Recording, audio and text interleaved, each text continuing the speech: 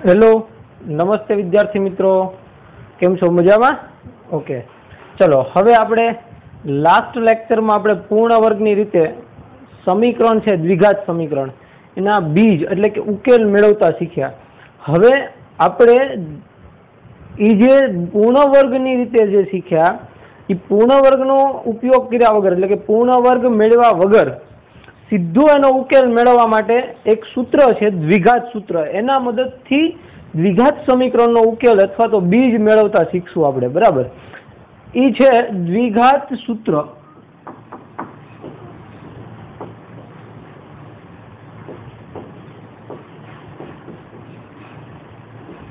द्विघात सूत्र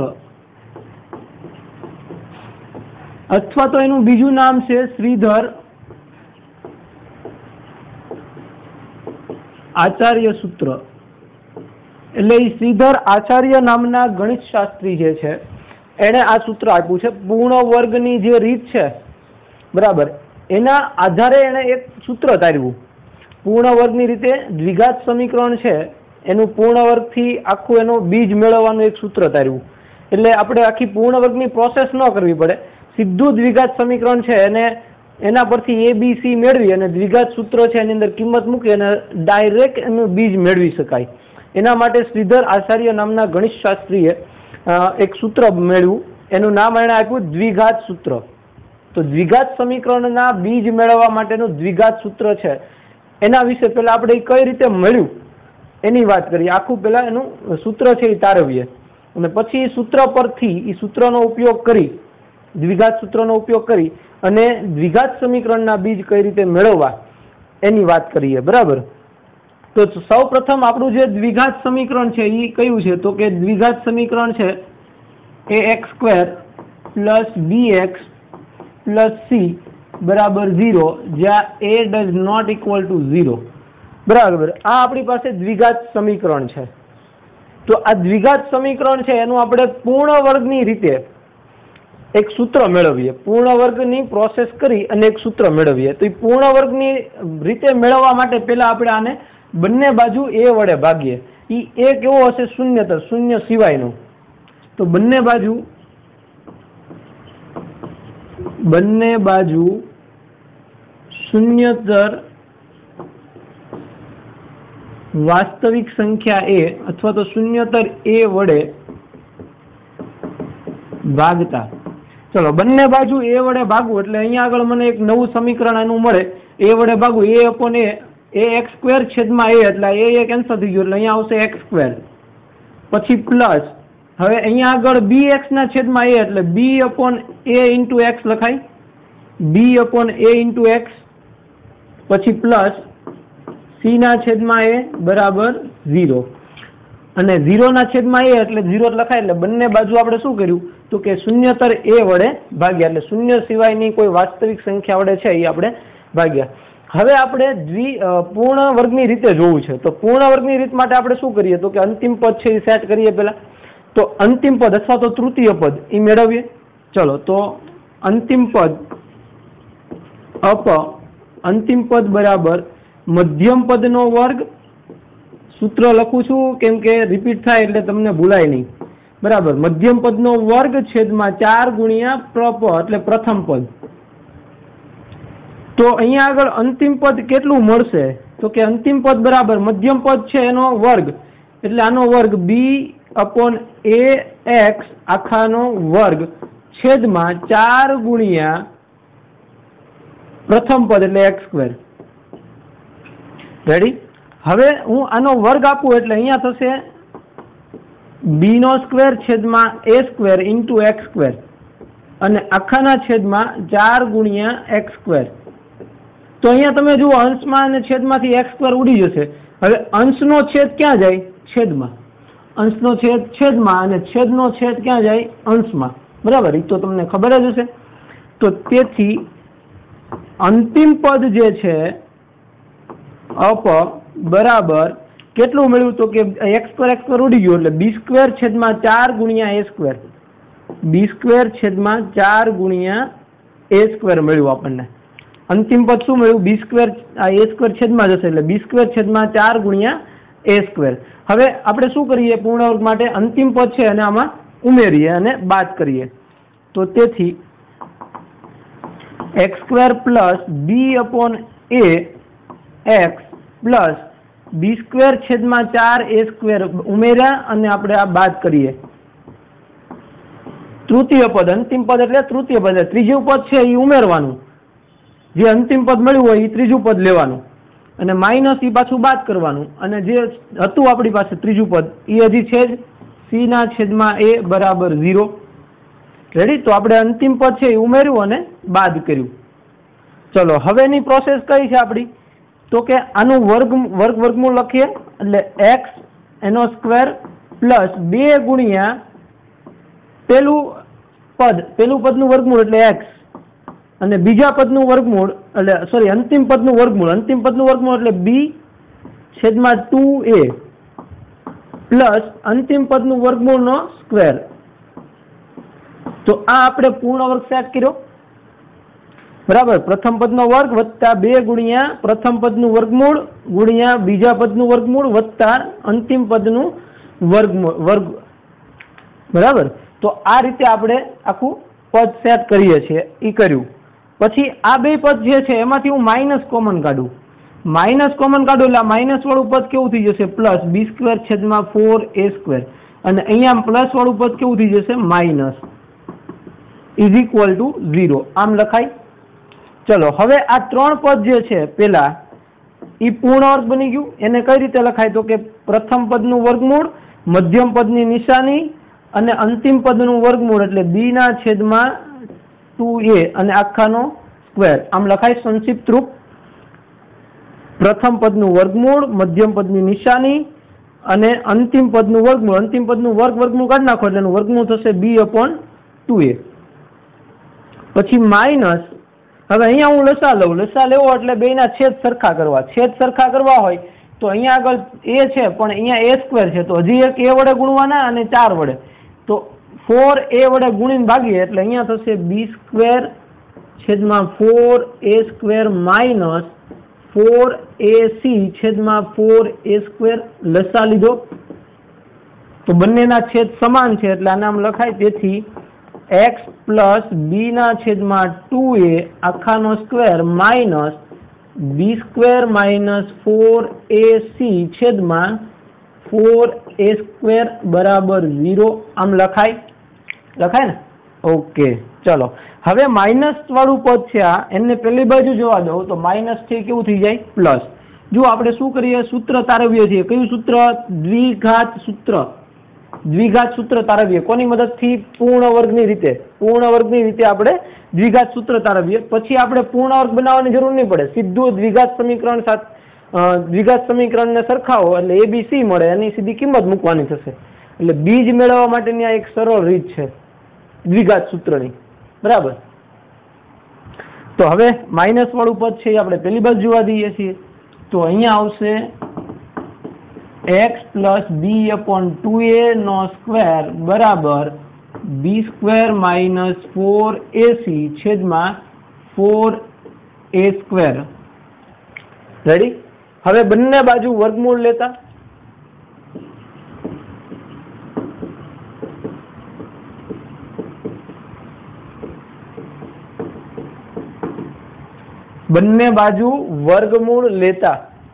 તો બંને બાજુ વર્ગમૂળ લઈએ તો અહીંયા આવશે x plus b upon 2a એટલે વર્ગમૂળ નીકળી જશે એટલે અહીંયા x plus b upon 2a અને અહીંયા થશે વર્ગમૂળમાં b સ્ક્વેર માઇનસ 4ac અને છેદમાં આનું વર્ગમૂળ 4 નું 2 અને a સ્ક્વેર નું a।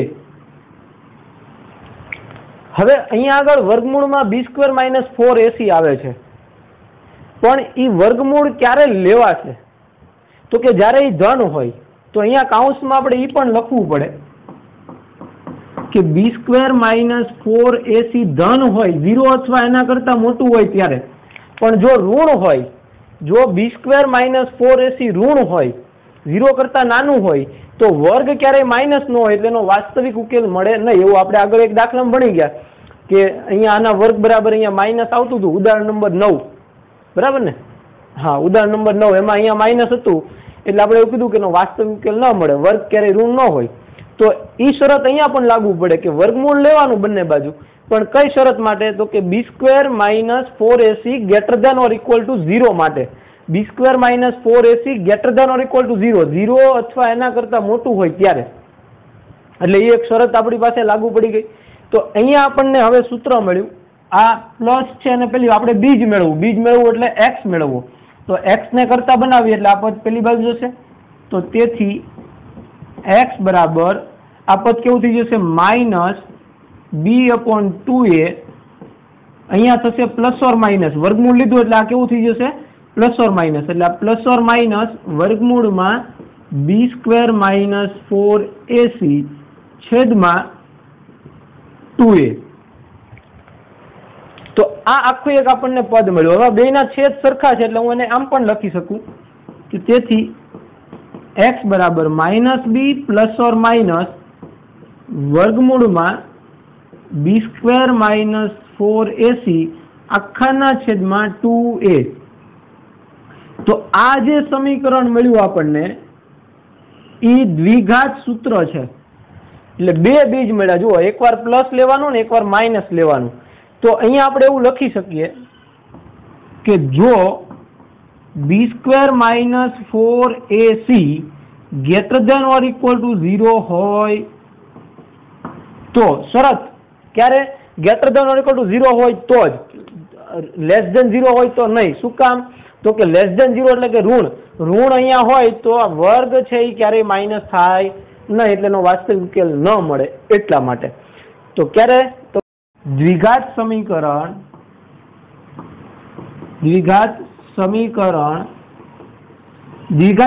કયું છે ભાઈ? ax² + bx + c બરાબર 0 ના બે બીજ અથવા તો ઉકેલ ના બીજ અનુક્રમે, અથવા તો આમ નામ લખીએ તોય ચાલે, અનુક્રમે એટલે બે બીજ મળે છે, ન લખો તો ચાલે, ના બીજ x બરાબર એકવાર પ્લસ અને એકવાર માઇનસ લેવાનું. બીજ કયું મળશે? તો કે એક બીજ મળશે -b + વર્ગમૂળમાં b² - 4ac છેદમાં 2a અને બીજું મળશે -b, અહીંયા પેલા પ્લસ લીધું હવે માઇનસ, વર્ગમૂળમાં b² - 4ac છેદમાં 2a થશે.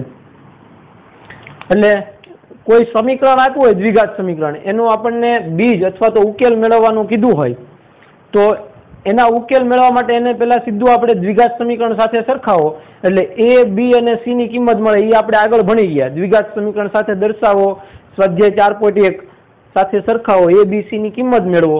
બરાબર, એ ભણી ગયા. તો a, b, c ની કિંમત મેળવી, એ કિંમત આપણે સીધી આ સૂત્રમાં મૂકી દો બંનેમાં, એટલે બે બીજ મળે.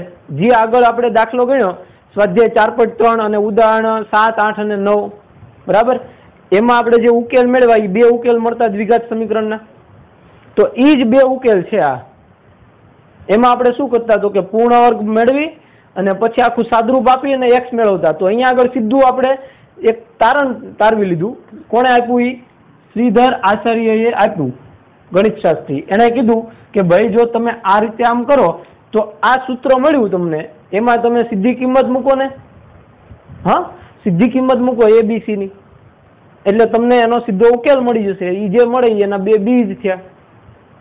તો આ જે છે એ કોણ છે? દ્વિઘાત સૂત્ર. બરાબર. તો આ રીતે આપણે આ સૂત્ર યાદ રાખી લેજો. કયું સૂત્ર? x બરાબર -b ± વર્ગમૂળમાં b² - 4ac છેદમાં 2a. એટલે પેલું કામ આપણે શું કરવું પડે? તો કે એ બીજ મેળવવા માટે abc સાથે આની સાથે સરખાવો એટલે abc મળે.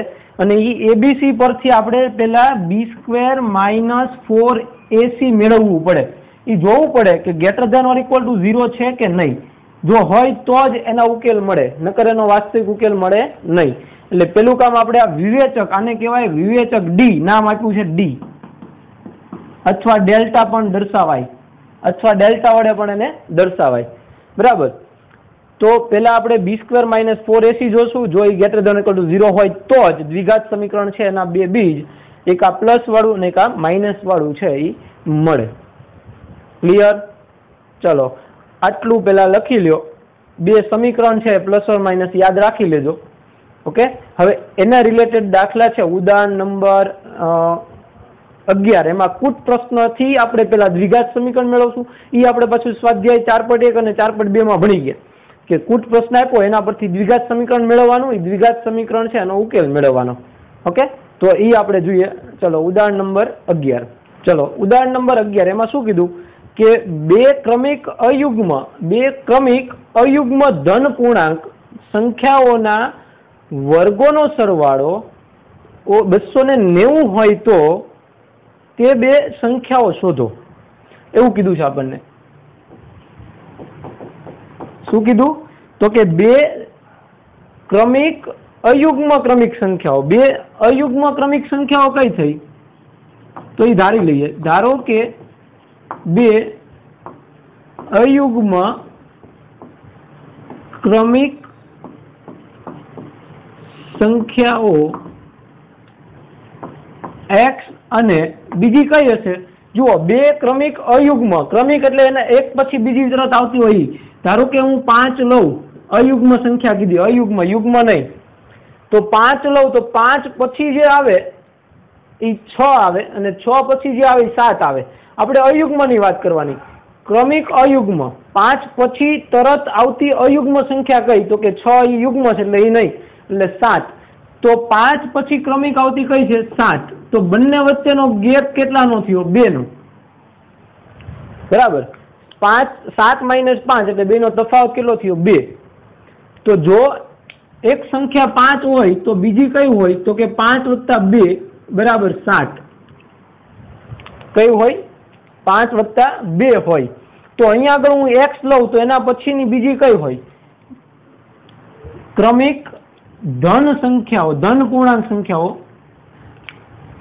બે અયુગ્મ, આમ તો આમ લખીએ કે બે ક્રમિક અયુગ્મ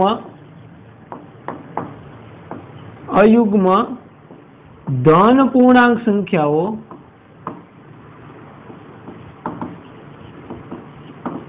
x અને બીજી કઈ હશે? x+2 છે. બરાબર. હવે એવું કીધું કે આપણને એવું આપેલું છે કે એમના વર્ગોનો સરવાળો 229 છે. અહીં આપેલ છે કે બંનેના વર્ગોનો સરવાળો 290 છે. આવું આપણને આપેલું છે. તો તેથી બંનેના વર્ગોનો સરવાળો, બંને એટલે x અને x+2 એટલે x² + x+2 નો વર્ગ, બેયના વર્ગ અને એનો સરવાળો કેટલો આપ્યો છે આપણને? 290. બે સંખ્યા જે છે અયુગ્મ પૂર્ણાંક એના વર્ગોનો સરવાળો 290 છે. બરાબર. એટલે આ આપેલું છે. એટલે આના પરથી આપણે સાદરૂપ આપીએ એટલે આપણને દ્વિઘાત સમીકરણ મળી જશે. ચલો સાદરૂપ આપો જોઈએ.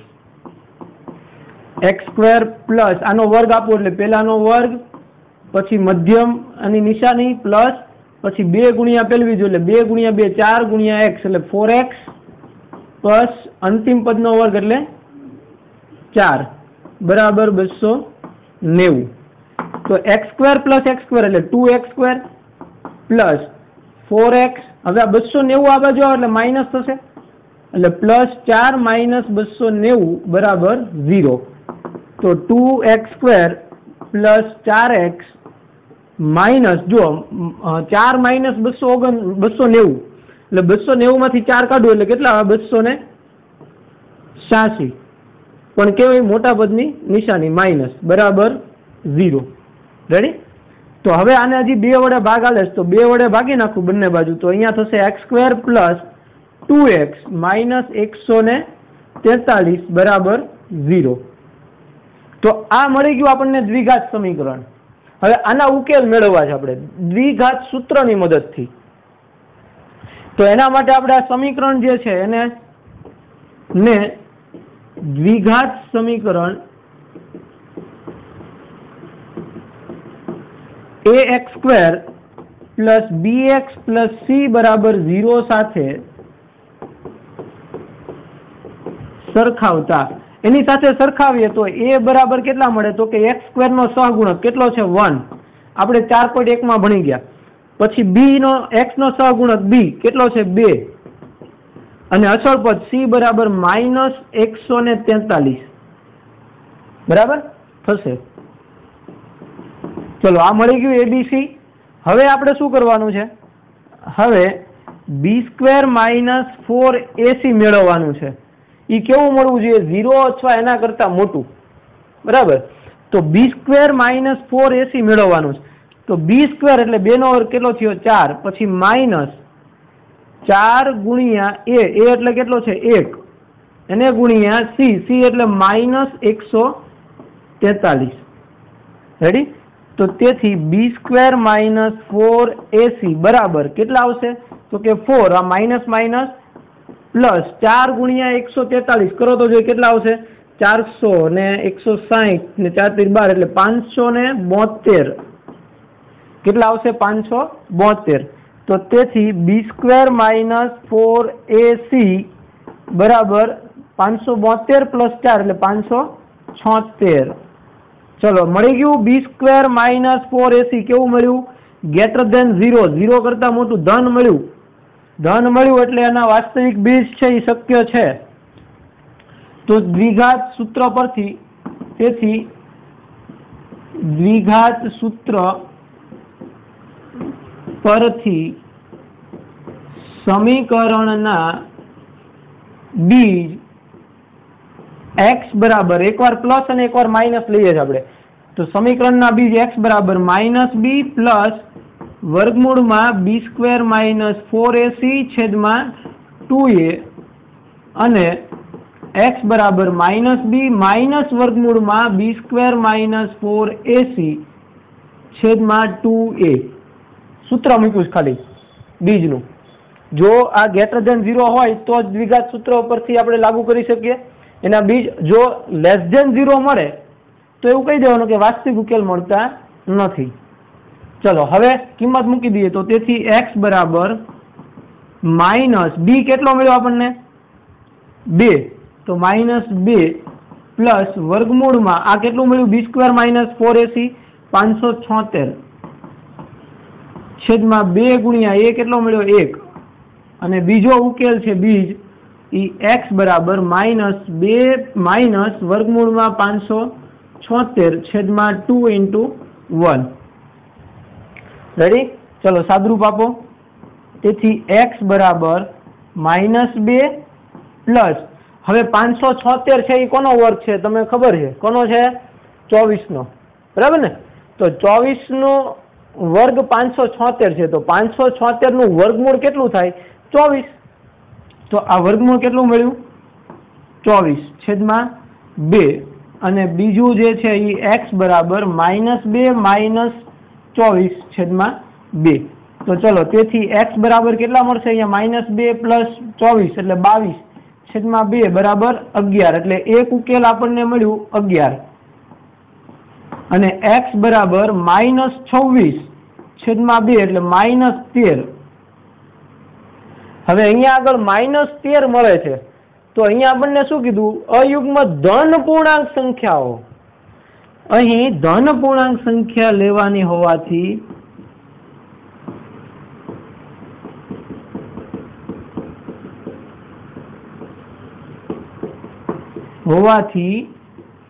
x બરાબર -13 છે એ શક્ય x બરાબર -13 શક્ય નથી અથવા તો એને એમ લખાય x does not equal to -13 એટલે x બરાબર -13 લઈ શકાય નહીં તેથી x બરાબર 11 જો હું x બરાબર 11 લઉં તો એક ધન પૂર્ણાંક સંખ્યા અયુગ્મ ધન પૂર્ણાંક સંખ્યા છે એ મને x બરાબર 11 મળી તો બીજી કઈ હોય તો કે 11 + 2 એટલે 13 તેથી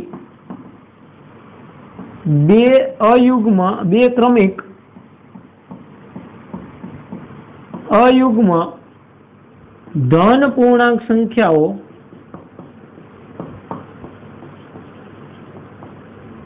અગિયાર અને 11 + 2 = 13 છે। કઈ છે બે ધન પૂર્ણાંક સંખ્યાઓ? ધન પૂર્ણાંક સંખ્યા પણ કેવી? અયુગ્મ। 11 અને 13 છે, બરાબર। હવે એને ચકાસો।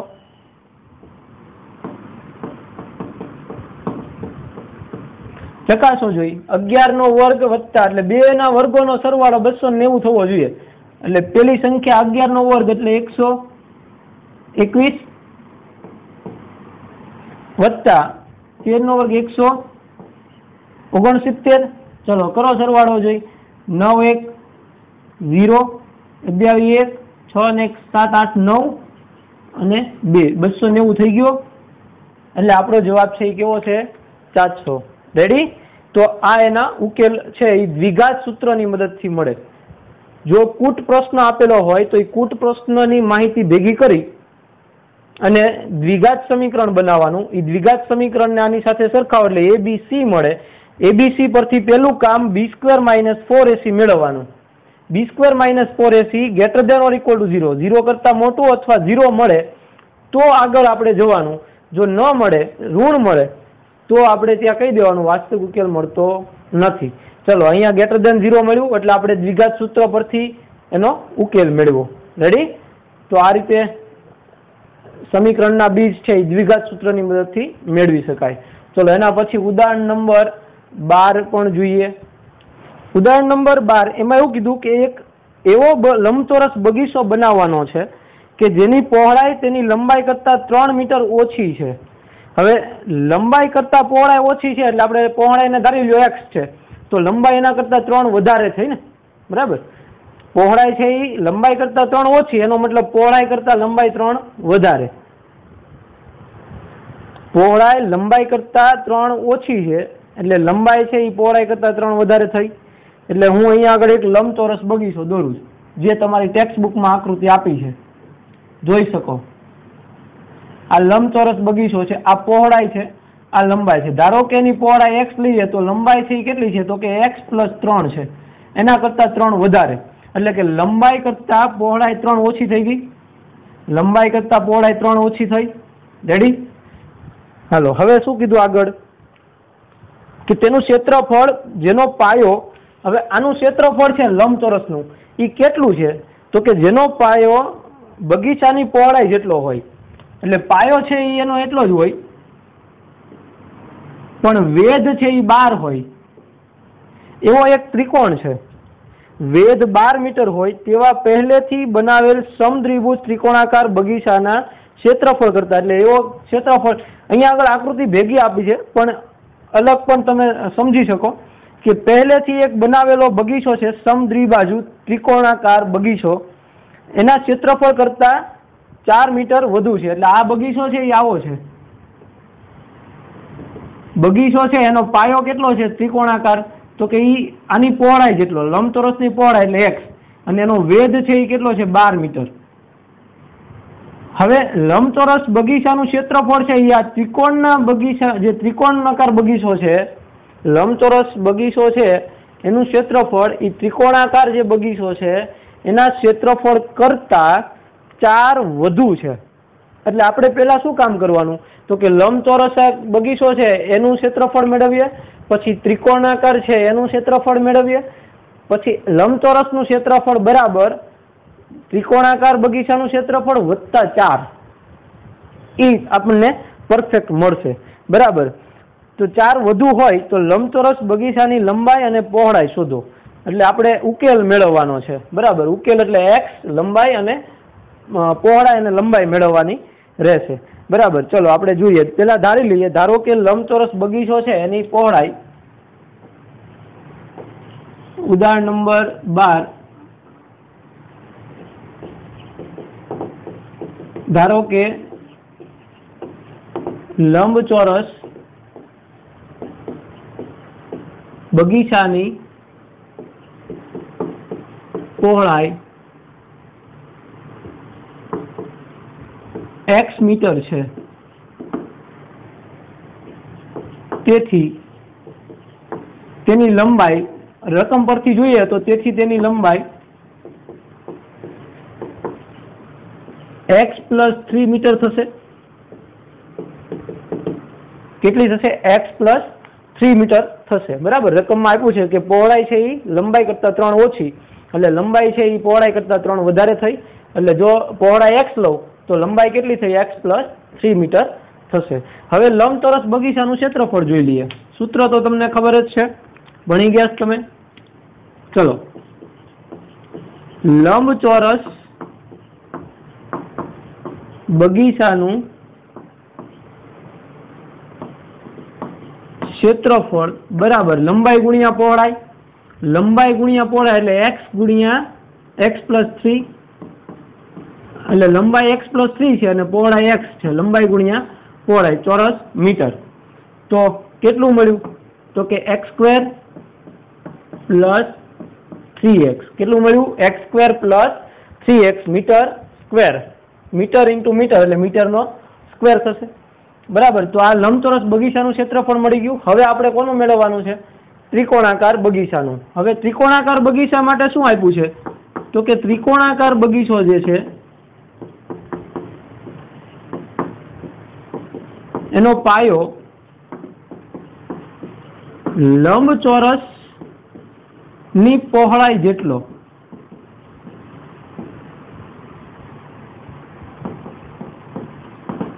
છે. તેથી પાયો બરાબર x મીટર તથા વેધ આપણને આપી દીધો છે 12 મીટર આપેલ છે. વેધ આપી દીધેલો છે અને પાયો છે એ કેટલો છે? x metre. કેમ કે લંબચોરસની પહોળાઈ આપણે x લીધી તો આપણને કેટલું હોય? x. એ આપણને આપી દીધું. હવે આપણે મેળવવાનું છે ત્રિકોણાકાર બગીચાનું ક્ષેત્રફળ.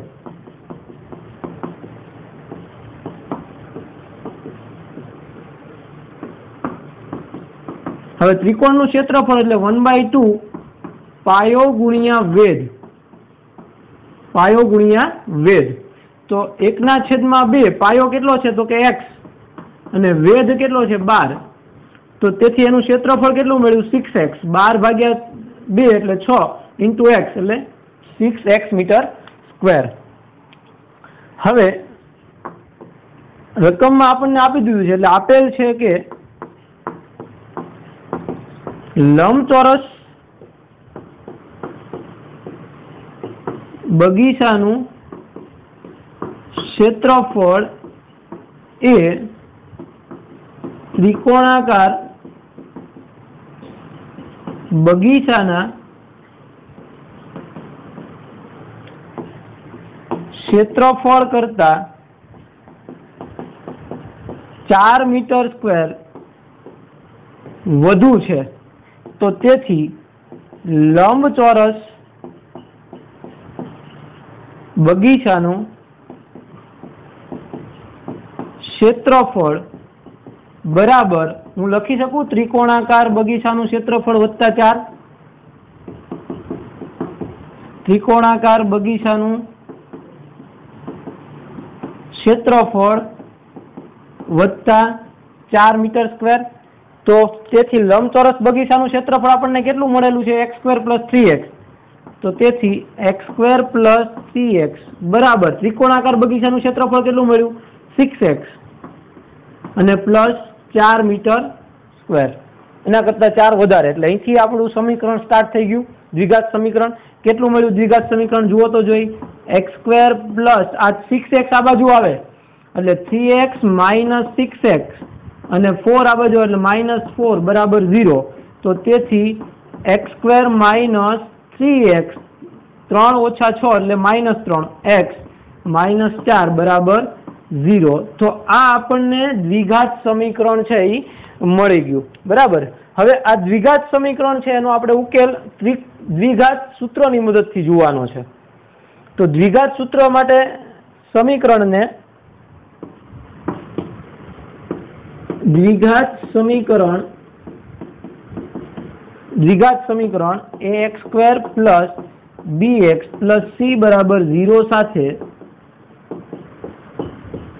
સરખાવતા એની સાથે સરખાવો એટલે ए बराबर केटला मळशे? ए बराबर 1, बी बराबर -3 અને सी बराबर -4 મળી ગયા।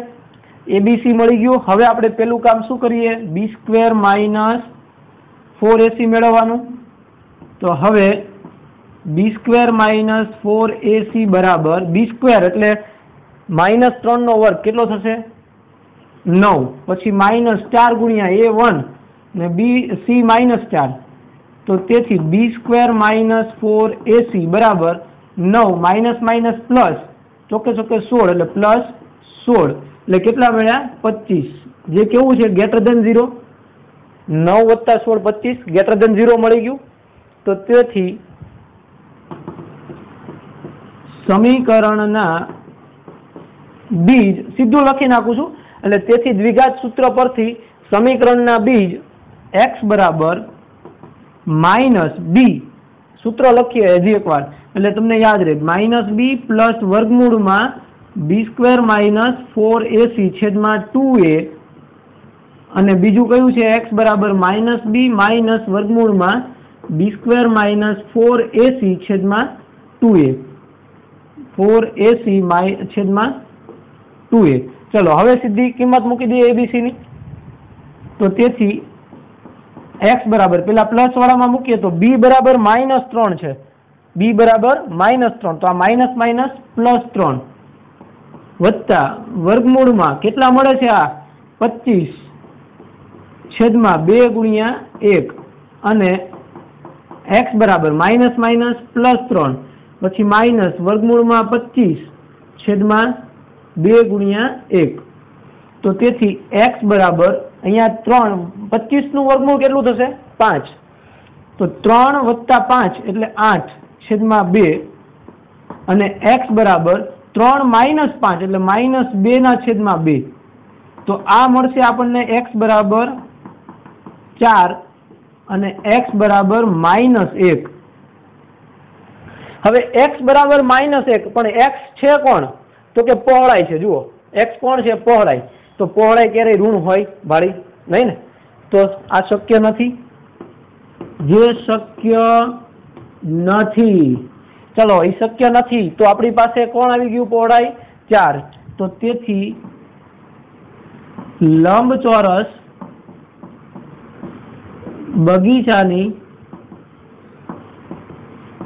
પહોળાઈ x બરાબર 4 મીટર તથા લંબાઈ કેટલી થશે? તો કે x + 3 બરાબર 4 + 3 બરાબર 7 મીટર। હવે આની ચકાસણી જોવી હોય તો જોઈ શકાય।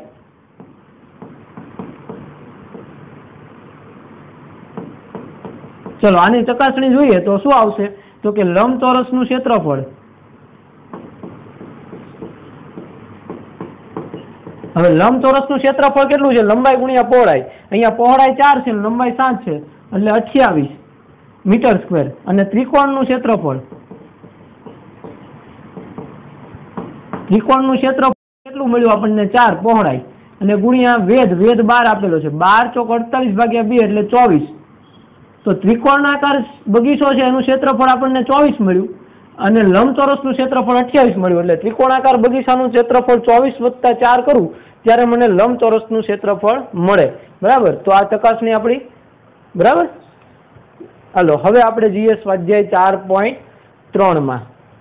ચલો સ્વાધ્યાય 4.3 એમાં દાખલા નંબર 1 આપણે ગણ્યો પૂર્ણ વર્ગની રીતે। હવે દાખલા નંબર 2 એમાં એવું કીધું કે પ્રશ્ન 1 માં આપેલ દ્વિઘાત સમીકરણ ના બીજ દ્વિઘાત સૂત્રની મદદ, એટલે પાછો દાખલા નંબર 1 જ ગણવાનો છે, પણ એ દ્વિઘાત સૂત્રની મદદથી આપણે જે જોઈએ પૂર્ણ વર્ગની રીતે। તો એમાં પહેલો દાખલો મેં પૂર્ણ વર્ગની રીતે ગણાવ્યો હતો, બાકીના 3 તમને હોમવર્કમાં આપ્યા હતા। તો અહીંયા આપણે બીજો દાખલો છે એ આપણે ગણીએ। ચલો દ્વિઘાત સૂત્રનો ઉપયોગ કરીને। તો બીજો દાખલો શું આપ્યો? 2x² + 4 + x - 4। સ્વાધ્યાય 4.3 દાખલા નંબર 2 એમાં બીજો 2x² + x - 4 બરાબર 0 આવું આપણને દ્વિઘાત સમીકરણ આપેલું છે। તો એ સમીકરણને આપણે ને દ્વિઘાત સમીકરણ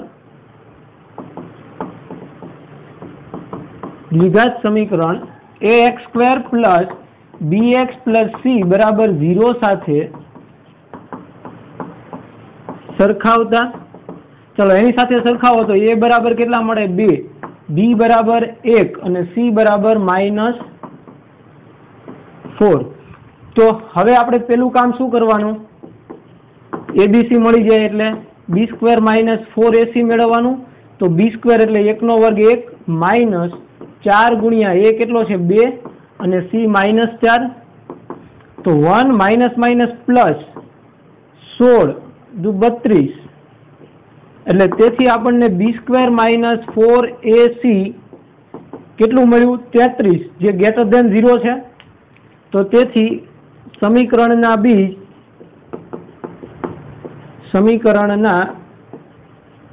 બીજ x બરાબર -b, હજી એકવાર સૂત્ર લખીએ, પછી સૂત્ર લખીશ નહીં, પછી તમારે યાદ રાખી લેવાનું કયું સૂત્ર હતું એ.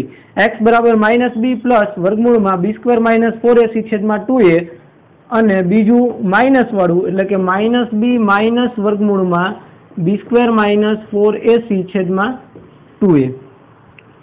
ચલો હવે કિંમત મૂકવાની છે abc ની. તો તેથી x બરાબર અહીંયા આગળ -b એટલે કેટલું છે 1, એટલે -1 પ્લસ વર્ગમૂળમાં કેટલા છે વર્ગમૂળ કેટલું મળ્યું આપણને 33 છેદમાં 2, એ કેટલો છે 2 અને અહીંયા બીજું x બરાબર -1 માઇનસ વર્ગમૂળમાં 33 છેદમાં 2 ગુણ્યા 2. તો તેથી x બરાબર -1 પ્લસ વર્ગમૂળમાં 33 છેદમાં 4 અને બીજું બીજ મળ્યું x બરાબર -1 માઇનસ વર્ગમૂળમાં 33 છેદમાં 4. તો આમ આપેલ સમીકરણના બીજ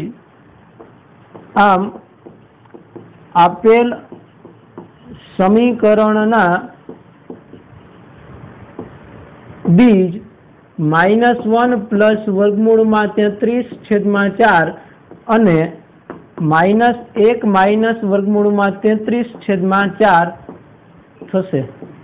આમ છેલ્લે લખી નાખવાનું, આમ કેરી ખાઈ નાખવાની. શું કરવાનું? આમ. બરાબર.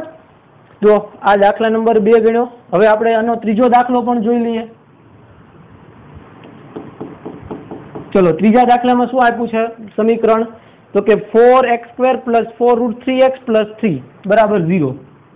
4x² + 4√3x + 3 બરાબર 0.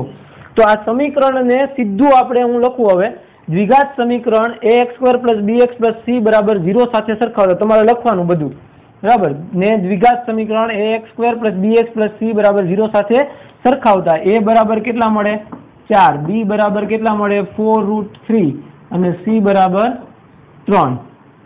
તો હવે b² - 4ac બરાબર કેટલા આવશે b² એટલે આનો વર્ગ 4 નો વર્ગ 16 ગુણ્યા √3 નો વર્ગ એટલે 3, 16 તેરીને 48 માઇનસ 4 ગુણ્યા a એટલે 4 ગુણ્યા c 3.